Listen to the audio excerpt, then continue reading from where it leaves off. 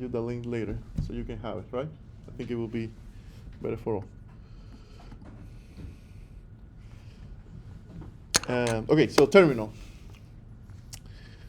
Actually, the terminal is the name of an application. It's not the terminal. The terminal is just an application that most computers have. The right word here will be the command line interface. Okay? So command line interface, you will see it also abbreviated as CLI. Is basically an interface, right? It's a way for you to interact with the computer. Funny enough, this was the first way to interact with computers, right? So imagine 30 years ago, computers were as big as this room here, and the only way to interact with that computer was sitting in a small chair with a small keyboard and a green screen and send commands to that computer, right? And then the computer will send the results back.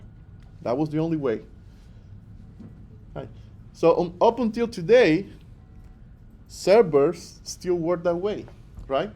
If you see, for example, at the end of the room, we have servers.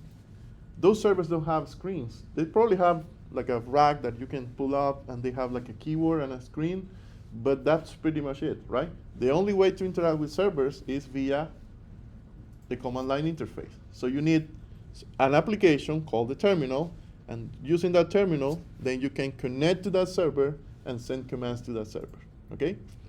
Now, that's what usually terminals and command line interface are used for, but in software development, we also use the command line interface to do a lot of stuff. And it's basically because it's faster than point and click, right? So it's faster to type a command and run a command than try to do the same using a graphic interface, right? The other thing is it's more versatile. So when you run a command, there is a lot of options that you can use on that command that will modify the behavior, right? So there is a lot of commands that we can run, and actually in your, well, I'm not sure that your computers have a terminal, but in Windows you can run a command called prompt, and that will pull up a terminal, so you can run commands there. And in Linux, every Linux or Mac computer have a terminal. So I will pull up my terminal. It's actually over here. I use it all the time. Don't pay attention to that. Sorry. Okay. So this is a terminal. And in the terminal, remember, no mouse. You only have your keys, right? And the enter key. The enter key is the key that allows you to send the command. So essentially what you have is a cursor and just an empty line that you can write a command, and when you hit enter, that command gets executed, right? That's the terminal. So, and what's that thing on the front? That thing on the front is the prompt. Actually, that's the name of that thing, the prompt. In my case, my computer, every terminal is different. In my terminal, that prompt will give me a little bit more information. In this case, it's telling me what's the folder I'm sitting in, right?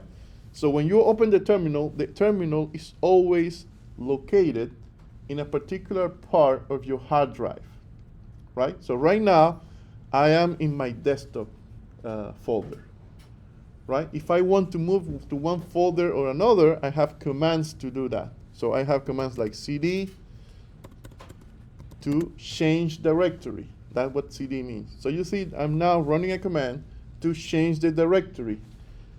Or if I want to know what's the current directory, I think it's pwd. I'm not sure what pwd means, but I think it's working directory or present working directory, something like that. So that means, and you can see that commands are really like short, right? It's because you don't want to write so much. You don't want to write present working directory. That would be like heavy, right? So you have 3 words, pwd, that means present working directory. So if I want to change the the directory where I'm standing at this moment, I can run the command cd. So I can do cd, and I can do this, dot dot, and that will send me one folder up. If I run that command again, you see that now I'm one folder up. The same way I can go up, I can go down. Like for example, if I want to go to desktop, I can do cd desktop, hit enter, and now in the desktop folder. Now, I can move through directories, but what if I want to see what's the content of that directory? For that, we have a command called ls. It's basically list, right? So ls, you can run, and there you will see all the files in that directory. Now, the ls command has a lot of parameters or options that you can use. I will use one of those options. The way to specify options is command space, and then after that you can specify all the options. For ls, we have an option called -l, and L changes the format of that list to include more information. Like in this case, it's showing me the file permissions, who's the file owner, what's the file size, when the file was created and modified, and what's the file name, right? So that's what the ls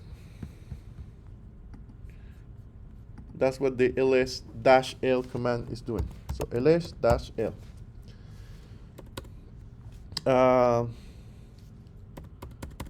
Okay, so I can move through directories, I can list the contents of that directory, and of course we have a bunch of other commands that we can run. We can copy files from one directory to the other, we can run applications, like for example, git is a command, right? You can run git and it will tell you like all the things that you can do with git. Like if you run some commands, if you run it with the parameters, they will basically give you like a brief introduction of what they're doing, right? Like for example, git.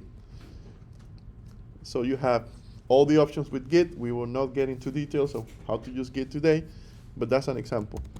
Or the commands that we usually use in our projects. You remember pip or pip3, I don't remember which one we use. When we run these templates to create HTML, we run a command called pip3 something, something, something. I don't remember that, right? So that's pip3 is actually a command. And I think in this case, pip3 is Python. It's a Python installer, I guess. Python 3 installer. So what I'm saying is that every application in your computer, you can run it as a command. Actually, you can run, I don't know, Sublime as a command, right? You can run I don't know, Firefox. You want to run Firefox and open a web page, you can say open.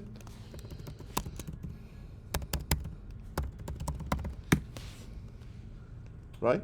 So there is a command called open with a URL, and it will open that URL. By the way, I think it will use the default browser. It's not Chrome related. It's just open whatever browser the user has as default and run that page, right? So you can Google the commands that you have available, because not every computer, not every server has the same commands, right? Like if you try to run open in a server, that will probably fail because the server doesn't have a browser. The same way that if you try to run Git in a Windows computer, it won't work because you need to install Git first, right?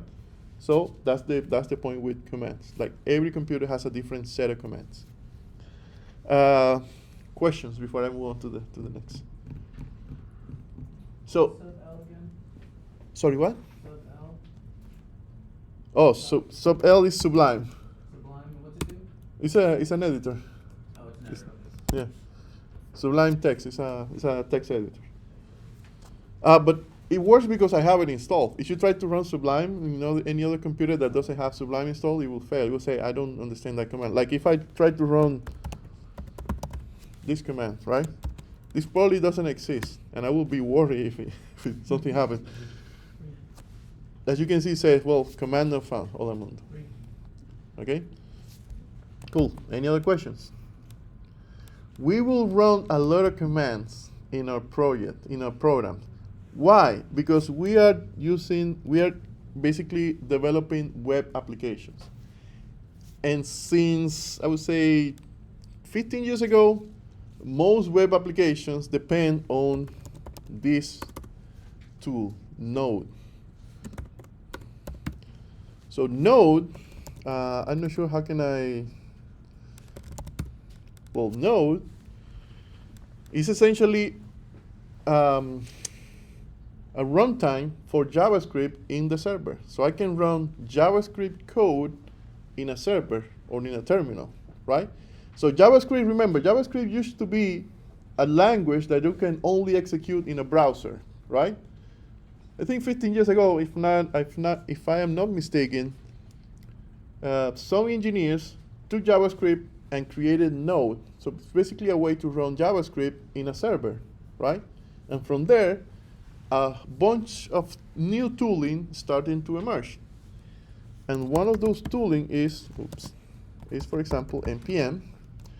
And we use NPM to run our web applications, okay? So NPM is one of them. Node, of course, we need it to run the applications. What else do we have in Node? Well, we have a bunch of other tools. Yes, questions? Oh, I saw there was a question over there. No questions? No question. Who have a question? No question. No question. Okay, got it. Cool. So that's basically what command line interface is, right? Now, in our projects, we usually have the command line interface in the terminal, in that code spaces. We usually have like a bottom section that has the terminal, right? If you don't see it there, you can still go to the menu and say terminal and open a new terminal. And you can have as many terminals open as you want. You can have a terminal to run commands. You can have a terminal with your server running. You can have a terminal with your backend running. You can have as many terminals as you want, right? Like in my case, for example, I have 1, 2, 3, 4, 5, 6 terminals open. Some of them with stuff running. Like for example, this is running a server. This is also running a server. So that's what I'm saying. It's like you can run different commands in different terminals, and every command has its purpose. It could be a server. It could be, you could be checking your GitHub status. Let me run a different command this time. Like for example here, I can run git status. So that's a command that I can use to check the status of my project, right? In this case, it says that the project is clean, nothing was changed, etc., right? So that's what command line interface is in a nutshell. It's pretty straightforward. We will use it from time to time in your projects, because when the README or your instruction says run this command in the terminal, you know that you have to copy that, paste it on the terminal, and execute it by hitting enter, right? By the way, usually you will see commands with this format, like npm run dev or something like that, right? Or run star or npm star. Or even learn pack star. You have run that command before, right? Now you will see the $sign at the beginning. That $sign usually means the prompt. And it's just there so you know that that's a command line interface command, right? So when you see this in any instructions, that means that you have to go to the terminal and run this command. But the command is learn pack star. It doesn't include the $sign. The $sign is just an indicative of this is a terminal a command line interface command. Got it? Questions? We will not use it as frequent. We will use it like, for example, when you start working on a project, you go to the terminal and you do npm star, and the program starts running. Or if you are running a project that has learn pack, and the learn pack gets stuck or gets stopped, you can go to the terminal and run learn pack star, right? And once we get to GitHub, so far we will be using the code spaces Git integration. So you can click there, and synchronize and commit your files. But once we get to GitHub or Git, we can run those Git commands by yourself. And that's actually how most engineers, if not all engineers, run Git. They don't, nobody, like, it's really easy to do it, but nobody does that. Everybody does Git and runs the command manually on the terminal. Yes? So, in the bash terminal in our code spaces, to get it to launch a browser of your code, like rendering in the browser or executing it, Mm-hmm. the code that you have, is it npm run start? Or is it- Depends on the project. Okay. Depends on the I project. had a fresh project and I couldn't get it to open a browser window. I didn't know what command to put in. It depends on the project. Like, the thing is in code spaces, if you run a server, code spaces will detect what port that server is running on, and it will immediately open a browser for that, right? So the code spaces itself will do that for you. You don't have, so you only have to run your server.